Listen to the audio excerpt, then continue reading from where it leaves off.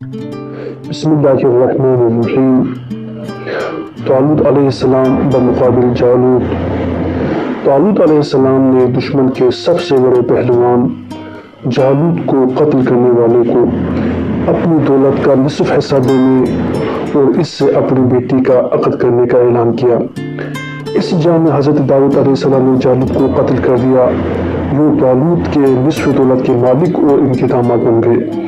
حضرت یعقوب علیہ السلام کے نسل میں نبوت اور بادشاہت میں سے ہر ایک خاص طبقے کے پاس موجود تھی، لیکن اس کے باوجود خدا نے حضرت داؤد علیہ السلام کو ان دونوں منصب سے نوازا۔